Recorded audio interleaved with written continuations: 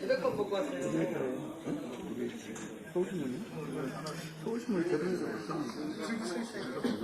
내가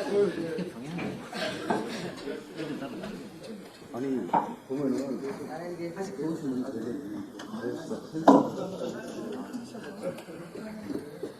헷갈리지 않는 거야? 근데 자꾸 얘기해 이거 안 야, 여기서 생각하는 거는 그냥 우리끼리 그냥 그때 오박 내적 얘기 생기는 얘기 너 생각하지 않고 여기 다시 못 들어오게? 아니야, 그런 데는 말리는 것도 진짜 이해해서 하기 뛰어나다. 얘네 성격이 좋은 게 있잖아. 알고 있어요, 그러면. 아마 분명히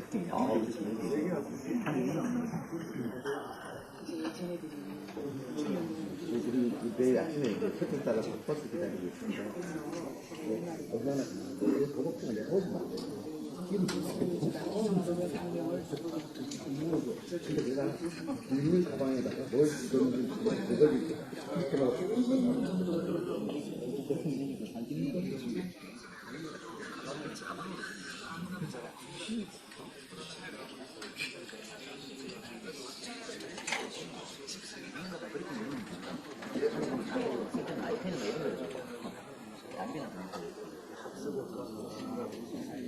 옛날에 이런 거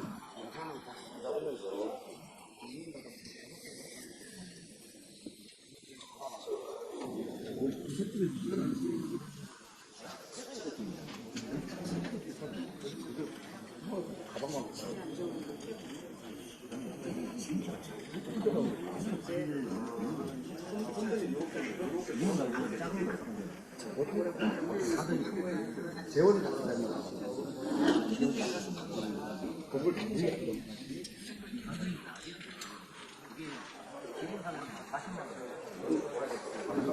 옛날에 한 그 20년 전에 누가 40만 원 나는 그걸 완전히 기다려 우리 세일할 때 10만 원 저는 미국 가면 길이 너무 많이 공포도 그게 길이라고 더 많은 거 저게 길이야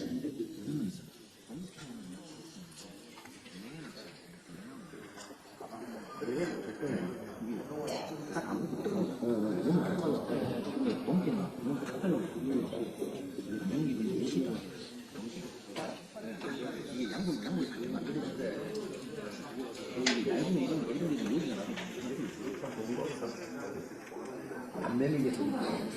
그래도 애들이 이런 가만히 가는 거 초반에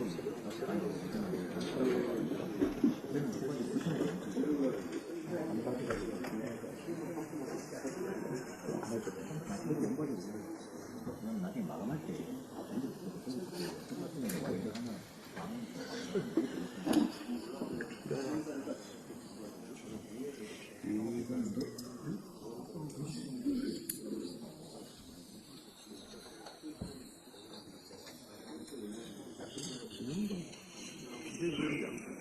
이건 엄청 못 받은 것 같아. 받았어? 뭔데? 어저께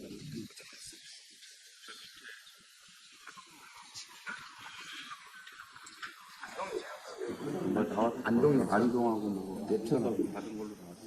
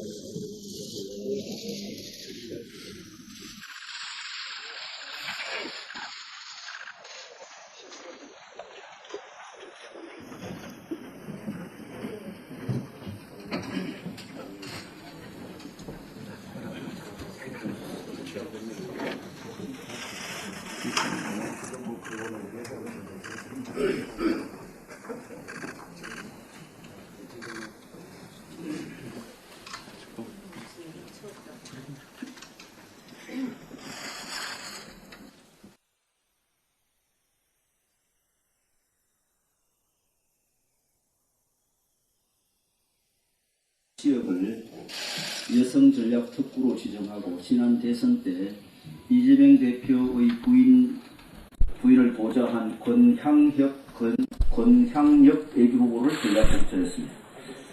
언론 보도에 따르면 최고위원회에서 일부 반대 의견이 있었지만 이 대표가 밀어붙였다고 합니다.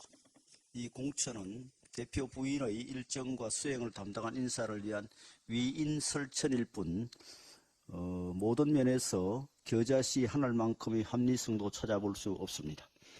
이 선거구의 현역 의원인 서동영 의원은 의정활동 평가에서 하위 20%에 해당하지 않았고 여론조사에서도 다른 민주당 예비 후보들과 비교해 2배 이상의 우위를 보였다고 합니다. 그런데 민주당 지도부가 경쟁력이 있고 험결 없는 현역 의원에게 경선의 기회조차 주지 않고 갑자기 여성 전략 특구로 지정한 후 일방적인 낙하산 공천을 한 것입니다.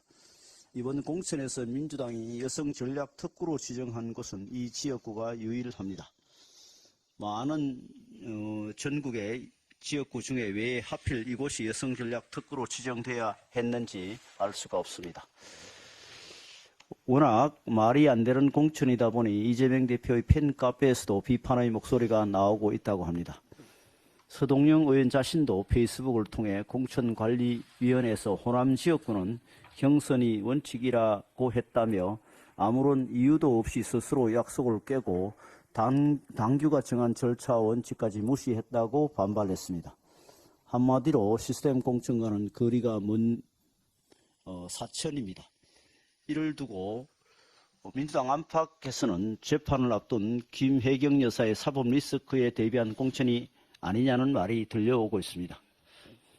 그런데도 민주당 대표는 어제 최고위원회에서 우리는 무리하게 공천하지 않았다면서 민주당 역사상 전대미문의 공천 파동을 두고 물 흐르는 소리라고 했습니다.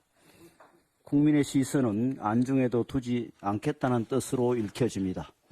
이에 대한 국민의 대답이 곧 있을 것입니다. 어제 민주당이 의료 파업을 멈추기 위해 사자협의체 구성을 하자고 주장하는 한편 정원 규모를 대폭 축소하자며 의료 파업에 사실상 힘을 보탰습니다. 불과 얼마 전 민주당은 한간에 떠도는 말이라며 의대 정원 확대에 관해 음모론을 띄운 바 있습니다. 도저히 수용할 수 없는 요구를 던져 혼란과 반발을 극대화시켜 국민들이 관심을 끌어모은 후에 누군가가 나타나서 운만하게 타협을 이끌어내는 정치 쇼를 하려는 게 아니냐는 음모론이었습니다. 지금 민주당의 태도는 스스로 자신들이 주장한 정치 쇼의 주인공이 되어보려는 모습과 다르지 않습니다. 민주당의 눈에는 지금의 상황이 해결사를 자처함으로써 정치적 이익을 한몫 챙길 매력적인 기회로 보일지 모르겠습니다. 그러나 의료개혁은 누군가에게 정치적 스포트라이트를 비추기 위해 준비된 무대가 아닙니다. 의대 정원 확대는 과학적 연구 결과를 바탕으로 의료계와 협의, 40개 의과대학 수요조사 등을 거쳐 신중히 마련된 정책입니다. 의대 정원 확대 규모 또한 고령화에 따른 의료 수요 증가와 지방 및 필수 의료 공백 상황을 면밀히 고려하여 결정한 것이지 주먹구구식으로 정한 것이 아닙니다. 현재 많은 국민들께서 불편을 감내하면서도 정부의 의대 정원 노력에 힘을 보태고 있는 이유는 그 규모에 대해 당위성을 인정하고 있기 때문입니다. 차후 의사 근로 환경과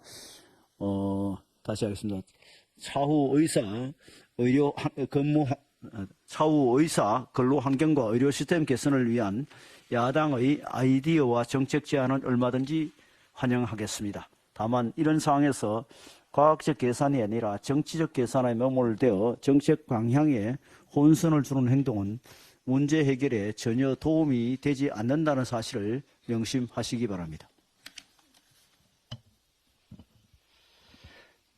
민주당 이재명 대표가 썩은 물 공천을 말했습니다. 민주당 공천에 대한 자기 비판인 줄 알았습니다.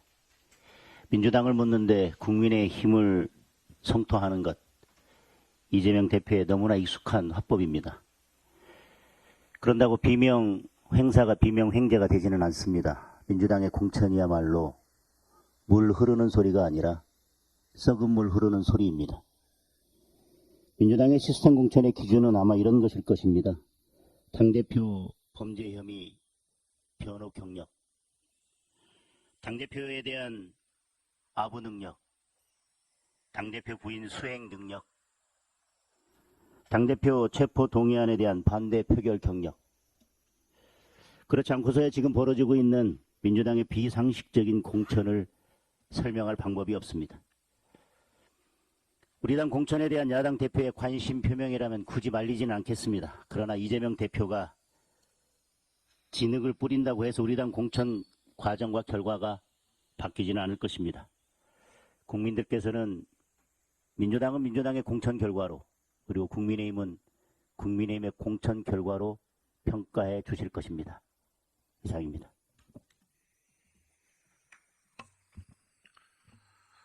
어제 민주당은 우리 국민의힘 공천을 검사 공천, 썩물 공천이라고 비판하며 자당의 공천은 시스템대로 작동하고 있다고 자평했습니다.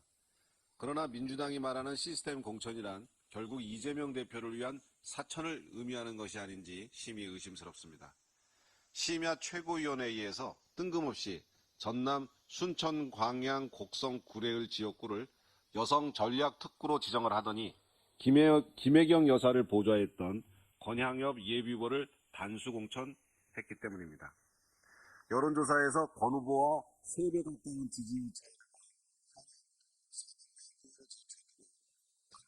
여성 전략 특구 지정에 이어 단수 공천 티켓까지 주어진 것입니다.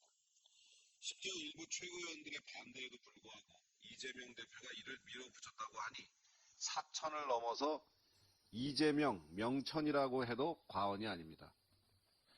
이미 이재명 대표는 자신의 법률적 방패 역할을 했던 박균택 전 광주고검장, 양부남 전 부산고검장 등 변호사들에게 경선에서 순항할 수 있도록 경선 규정을 고쳐서 가점을 준 바 있습니다. 그런데 이제는 김혜경 여사의 사법 리스크에 대비해 옆에서 보좌했던 인사까지 국회에 들여보내려는 일을 혁신이라고 말하며 자화자찬하고 있습니다.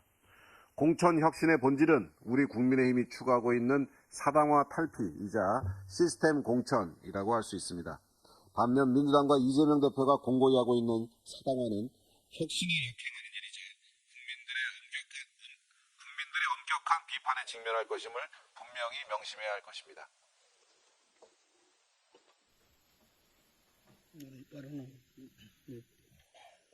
쪽분에 먼저 하십시오. 예, 기재간사 유성글 의원입니다. 오늘은 우리 국민경제 총수요의 4대 요소 중에 하나에 큰 영향을 미치는 수출에 대해서 한 말씀 드리겠습니다. 대한민국 수출 시장이 지금 호조세를 이어가고 있어 참 다행스럽습니다.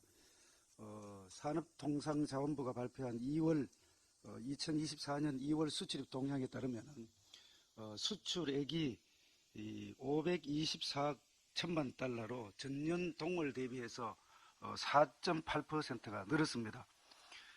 이번에 이렇게 는 것은 는 자체도 중요하지만 2월에 설 연휴로 해서 수출 일수가 1.5일 감소했음에도 불구하고 늘어났다는 사실입니다. 그리고 5개월 연속 플러스 행진을 계속하고 있습니다. 특히 최대 수출 품목인 반도체가 전년 동월 대비해서 거의 한 67% 이렇게 증가를 해서 99억 달러를 기록함으로써 2017년 10월 달에 69% 이후로 가장 높은 증가세를 이어가고 있습니다.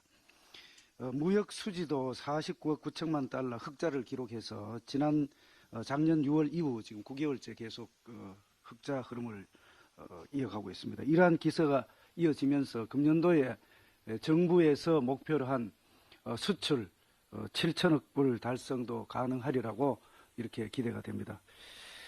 그렇지만 여전히 미중 무역 갈등과 주요 자원 보유국들의 자국 우선주의에 의해서 앞으로 어떻게 될지 모르는 그런 불확실성이 세계 경제를 짓누르고 있습니다. 이럴 때일수록 대외 경제 리스크 관리를 철저히 해야 될 상황입니다. 따라서 정부는 수출을 방해할 수 있는 대외적 요인들을 면밀하게 살펴서 대비하고 수출 시장과 품목을 다문화하고 다양화해야 할 그런 상황입니다. 특히 미래 신성장 동력 발굴을 적극적으로 해야 할 그런 상황입니다. 또 아울러서 지금 현재 작년까지 있었던 임시투자세액 공제가 법을 발의해서 조세특례제한법 개정안을 내서 금년도까지 임시투자세액 공제를 확대하는 법안이 지금 기재위 조세소위에 계류 중입니다. 남은 21대 국회 임기 안에서 이 법이 통과돼서 수출과 또 투자가 확대돼서 경제 활성화에 이바지할 수 있도록 적극적으로 우리 국민의힘은 노력하겠다는 말씀을 드립니다. 이상입니다.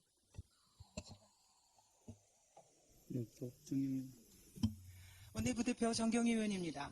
더불어민주당이 결국 극좌 종북 세력에게 국회 뒷문을 활짝 열어주었습니다. 그제 민주당이 진보당, 좌파단체 등과 함께 더불어민주연합이라는 위성정당을 창당하고 이들을 비례대표 당선권에 배치하는 것을 공식화했습니다. 당선권에 3명을 할당받은 진보당, 이 정당이 어떤 정당입니까?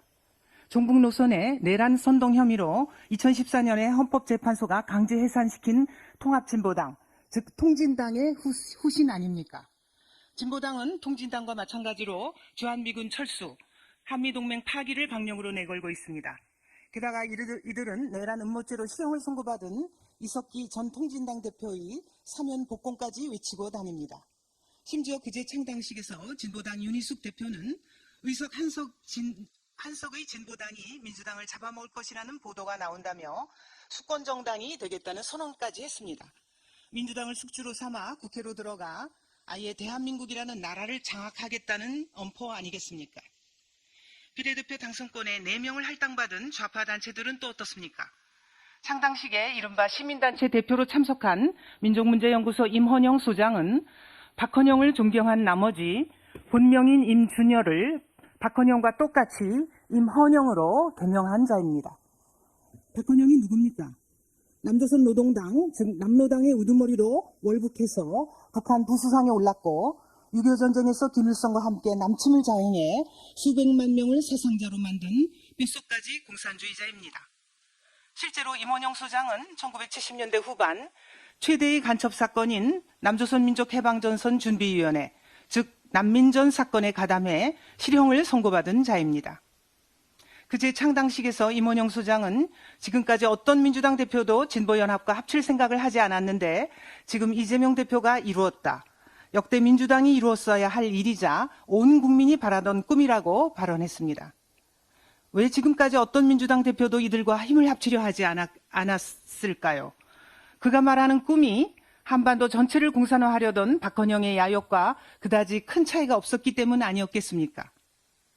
민주당의 위성정당 구성원과 이들의 발언을 보고 들으신 국민들께서 진보연합이 아니라 남조선 해방전선 연합 아니냐? 위성정당 창당대회에 모여서 박수치는 꼴이 북한 인민대회 박수치는 것과 똑같아 보인다며 놀라워하십니다. 국민들은 산식을 알 필요가 없다며 준연동형 비례대회를 밀어붙이더니 국민들 모르게 극좌 종북 세력을 국회에 집어넣으려는 더불어민주당.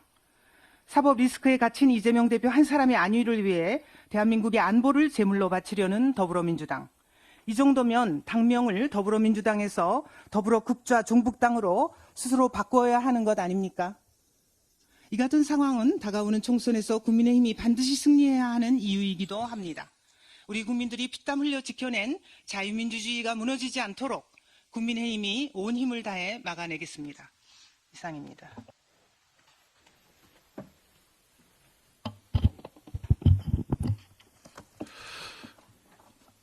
지난 29일 과학기술정보통신부가 발표한 2022년도 기술수준평가 결과에 따르면 조사가 시작된 2012년 이후에 처음으로 중국의 과학기술이 한국을 앞선 것으로 나타났습니다. 먼저 왼쪽 그래프를 보시겠습니다. 미국의 과학기술 수준을 100으로 봤을 때 유럽연합이 94.7, 일본이 86.4, 중국이 82.6, 한국이 81.5% 순입니다. 미국의 현재 기술 수준을 따라잡는 데 걸리는 필요한 시간을 의미하는 기술 격차가 중국이 3년, 한국이 3.2년이 걸리는 것으로 나타났습니다. 그런데 민주당의 홍익표 원내대표는 참으로 이상한 발언을 했습니다.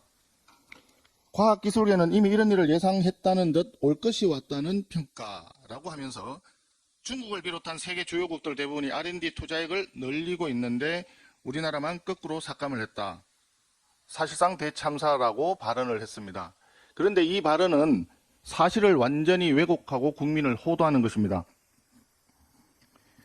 오른쪽 그래프를 보시면 2012년부터 발표된 결과를 한번 정리를 해봤습니다. 한국과 중국의 기술 격차가 2012년에 10.8%포인트였는데 2016년도에 7.6, 2018년도에는 0.9%포인트 차이이고 그것이 2020년 0.1%포인트 차이였다가 2022년 기준으로 역전이 되어서 마이너스 1.1%포인트 차이입니다. 중국과의 격차가 가장 많이 벌어진 것은 2018년도인 것이고 R&D 예산을 문재인 정부에서 대폭 증가시켰지만 기술 격차가 좁혀진 것이 아니라 기술 격차가 역전이 될 정도로 중국이 우리의 격차를 줄이고 우리를 역전시킨 것입니다. 문재인 정부에서 막대한 규모의 R&D 예산을 퍼부었지만 결과적으로 고비용 저효율 R&D 예산이었다라고 하는 점이 확인이 된 것입니다.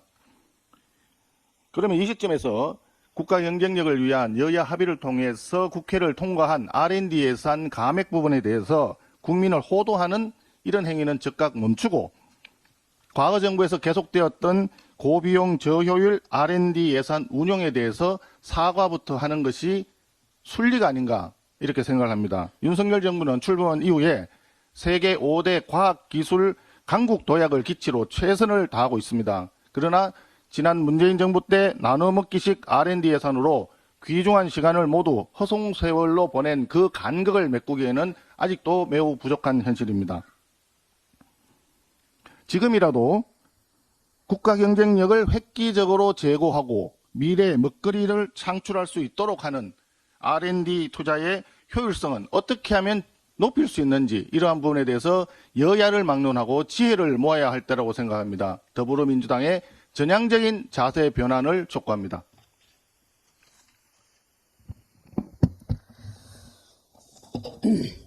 한노희 간사 이민자 의원입니다.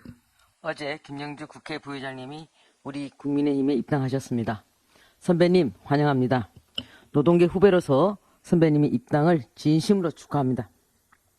선배님은 문재인 정부 초대 고용노동부 장관을 지내시면서 근로시간 단축, 특고 종사자 보호 등에 최선을 다하셨고 최근까지도 좌우 한쪽에 치우치지 않고 노동자와 국민, 더 나아가 대한민국을 위한 의정활동을 해오셨습니다. 이러한 부회장님의 의정활동을 하위 20%로 폄훼한 이재명 대표는 국민과 특히 개항 국민들에게 얼마나 뜨뜻한지 묻고 싶습니다. 한국노총을 얼마나 우습게 봤으면 한국노총의 최고 선배이시고 출신인 국회 부의장 김영주 부의장님을 팽시키겠습니까? 한국노총 정신 차리시기 바랍니다. 또한 오늘 조국 혁신당의 조국 대표와 이재명 민주당의 이재명 대표가 오전에 만난다고 해서 한 말씀 드리겠습니다. 조국 혁신당의 조국 대표는 자기 이름을 조국을 앞에 정당에 넣는 걸 좋아하고 이재명의 민주당 이재명 대표는 차마 이름을 못 넣으니 대선 때부터 민주당의 이재명이 아니고 이재명의 민주당이라고 살짝 지우면서 얘기한 바 있습니다. 이 둘의 공통점은 자기 이름을 내세우는 걸 되게 좋아합니다. 그런데 또 다른 공통점이 있습니다. 둘 다 범죄자입니다. 둘 다 재판 중에 있습니다. 둘 다 지금 공천하는 데 있어서 되게 웃깁니다. 여러 우리 대표님을 비롯해서 여러분들께서 말씀 주셨습니다만은 이재명의 민주당의 그 공천 과정을 보게 되면 기준도 없고 룰도 없고 심지어는 배우자의 수행까지 공천으로 밀어넣고 있습니다. 조국 혁신단도 마찬가지입니다. 인재 영입 1호라는 사람이 과거 음주, 무면허로 인해 가지고 처벌을 받아서 정의당 비례대표에서도 사퇴를 한 사람입니다. 이런 사람을 갖다가 지금 인재 영입이라고 하고 있고 본인들이 범죄자이다 보니까 범죄에 대해서 아주 감각이 무뎌진 것 같습니다. 국민의 눈치도 아랑곳하지 않습니다. 이에 둘의 공통점이 또 하나 있다면은 해와 달이 자기 중심적으로 돌아야만 직성이 풀리는 독단적이고 뻔뻔한 성격입니다. 국민 여러분 심판하여 주시기 바랍니다. 감사합니다. 예, 요즘 4.10 총선을 앞두고 길거리에는 민주당의 정치 슬로건이 많이 나부낍니다. 정치 똑바로, 민생 제대로. 옳은 말입니다. 하지만 누구에게 하는 말인지 묻고 싶습니다. 본인들의 얘기를 솔직히 고백하는 게 아닌지, 그게 아니라면 반성하십시오. 앞에서도 많이 말씀하셨지만 요즘 우리 민주당의 공천하는 이런 생태를 보면은 이재명 사당화 그런 거 아닙니까? 거기에다 심지어 비례의정 정당까지도 반국가 단체 성향의 인사들을 대거 포함시키는 국가 정체성을 왜곡하는 그야말로 정치 왜곡 이런 현상들 아닙니까? 정치 똑바로 해야 되지 않겠어요? 민주 똑바로. 또 민생 제대로라고 말씀하시는데 그동안 민주당 문재인 정권 5년 내내 소득주도 성장한다. 또 부동산 시장 적극 정부가 나서서 개입해서 해결하겠다 하면서 모두 망쳐놓은 게 민생 아닙니까? 그나마 윤석열 정부 국민들의 선택으로 출범을 해서 민생 제대로 하고자 각종 법안 발의하고 법안이 국회에 제출돼 있는데 다 외면하고 오로지 정쟁을 위한 법들만 지금 이번 국회 총선 앞둔 마지막 순간까지도 쌍특검 관련 논란이 결국 마지막까지 이어지지 않았습니까? 예? 이렇게 발목 잡기 하고 그동안에 잘 흐트러진 민생을 바로 살리고자 하는 우리 윤석열 정부의 노력까지도 발목 잡기 하면서 민생을 망가뜨리는 민주당이 민생 제대로 할 자격이 있습니까? 다시 한번 말씀드립니다. 여러분들이 말씀하신 정치 똑바로 민생 제대로 그대로 돌려드립니다. 정치 똑바로 하시고 민주 똑바로 하십시오. 민생 제대로 하시고 경제 제대로 하십시오. 이상입니다.